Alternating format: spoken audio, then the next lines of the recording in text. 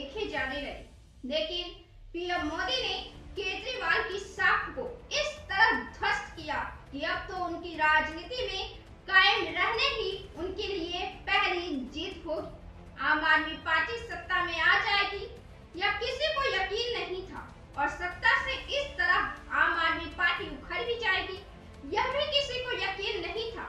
लेकिन इन सब के पीछे जो समीकरण काम कर रहे हैं भाजपा पार्टी के फेवर में वे बहुत अधिक मजबूत नहीं है, लेकिन उन्हें विपक्षी पार्टियों की कमजोरियों का फायदा अवश्य ही मिला है। दिल्ली में सत्ता के केंद्र तक पहुंचने का यह समीकरण थोड़ा भिन्न है अन्य राज्यों से। यहाँ वोटों के समीकरण कुछ अलग ढंग से काम करते हैं। आम आदमी पार्टी और भाजपा पार्टी के बीच वोट प्रतिशत का अंतर महज 2% का रहा है, लेकिन कांग्रेस भले ही दिल्ली में एक भी सीट नहीं जीत पाई हो, लेकिन उसके लिए यह बड़ी जीत है। उसके साथ 6% वोट है। भाजपा की अगली नजर कांग्रेस के इसी 6% वोट को ध्वस्त करने में है, लेकिन कांग्रेस इसे अपनी मजबूती नहीं मानकर इसे नजरअंदाज करती है। तो यह कांग्रेस पार्टी के लिए दिल्ली की सत्ता में उखड़ने वाला साबित हो सकता है। फिलहाल कांग्रेस पार्टी के पास यह बड़ी मजबूती 6% वोट बैंक है। भारतीय जनता पार्टी के आंकड़ों और जीत के समीकरणों को देखा जाए तो इस बार के जीत में कुछ भी नया नहीं दिखेगा। भारतीय जनता पार्टी को अपने पुराने पैटर्न पर ही जीत हासिल हुई है। हालांकि वर्तमान माहौल को भारतीय जनता पार्टी ने अपने लिए काम करने के लिए ऐसे अवसर अवश्य प्रदान किए हैं अपनी रणनीतियों के तौर पर।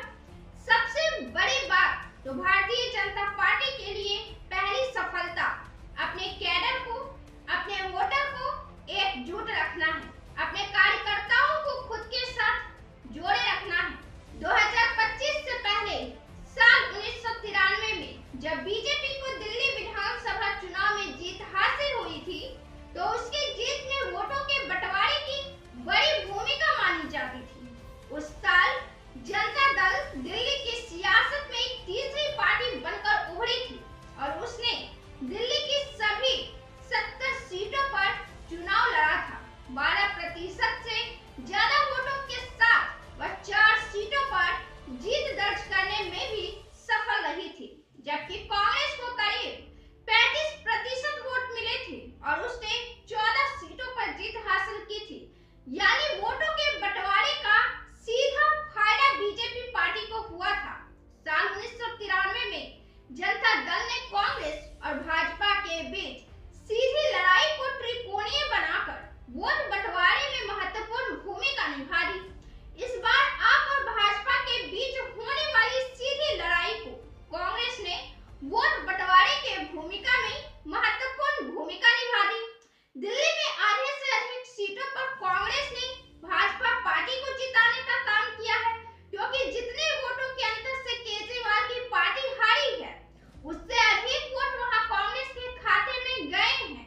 दोनों पार्टियां मिलकर चुनाव लड़ती तो बीजेपी यहां धूल फेंकने चली गई होती, लेकिन भाजपा से अधिक प्रहार तो केजरीवाल पर कांग्रेस ने किया है। जब आप गठबंधन में आते हैं तो जीत और हार दोनों को गले लगाकर आगे बढ़ना होता है। जीत है तो हमारी और हार हुई तो आपस में ही भिड़ गए, यह दोनों दलों को कमजोर करता है, जिसका सीधा फायदा बीजेपी पार्टी को मिला है। दिल्ली में लोकसभा चुनाव में केजरीवाल और कांग्रेस दोनों ने एक साथ चुनाव लड़ा था, लेकिन लोकसभा के 60 सीटों में से एक भी सीट पर जीत नहीं पाई। केजरीवाल ने समझा कि राहुल कांग्रेस के साथ गठबंधन से उन्हें फायदा नहीं मिला है, वे गठबंधन में दोनों नहीं आए। लेकिन यह आवश्यक नहीं होता कि जहां जीत हासिल करनी हो ताकत भी उसी पॉइंट पर लगाई जाए। कहीं और ताकत लगाने से कहीं और रिजल्ट निकलता है। यही राजनीति है, यही कूटनीति है। आपको दिनचर्या अच्छी शुरू करने के लिए उसी दिन नहीं काम करना होता, बल्कि उससे एक दिन पहले ही अपनी दिनचर्या को सही कर करना होता है। लंबे समय तक चीजें याद रखने के लिए रटने की नहीं, समझने की जरूरतें होती है और समझने के दौरान कई अन्य चीजों से सामना होता है जिन्हें हल करने की जरूरत होती है और यही चीजें हमें मजबूत बनाती है। यह सही है कि गठबंधन से लोकसभा की सीटों तो अवश्य हार रहे थे, लेकिन विधानसभा की सीटें तो जीत रहे थे। इस तरह देखा जाए तो केजरीवाल भले ही कांग्रेस के खिलाफ सत्ता में आने के मिशन पर काम की हो और आंदोलन से केजरीवाल निकले हो, कांग्रेस पार्टी के खिलाफ हुए आंदोलन से, लेकिन वे कांग्रेस के बगैर सत्ता में नहीं आ सके। और आज कांग्रेस की बेरुखी ने केजरीवाल को दिल्ली की जनता के दिल से भी बाहर निकाल दिया। केजरीवाल के लिए देखा जाए तो ये काफी मुश्किल घड़ी है, इसलिए नहीं कि वे चुनाव हार गए, बल्कि यह कि इसके पहले भ्रष्टाचार के आरोप भी लगे थे और वे खुद कहा था कि जनता ही मेरे इस आरोप को खारिज करेगी। यह कहते हुए उन्होंने जनता के बीच जाना चुनाव से कई महीने पहले ही शुरू कर दिया था।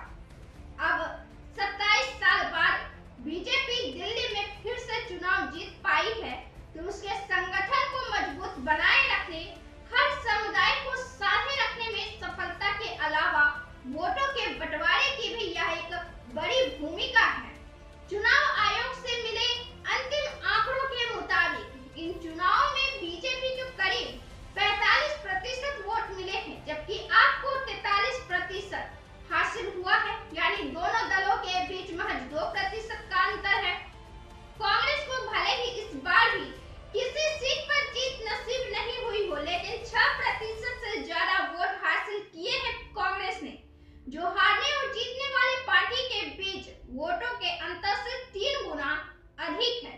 यह दिखाता है कि कांग्रेस चाहे तो दिल्ली में अपनी जमीन को उर्वर बना सकती है। आपको यह वीडियो कैसा लगा कमेंट कर जरूर बताएं। वीडियो को लाइक करें, शेयर करें और चैनल को सब्सक्राइब जरूर से करें। बहुत बहुत धन्यवाद।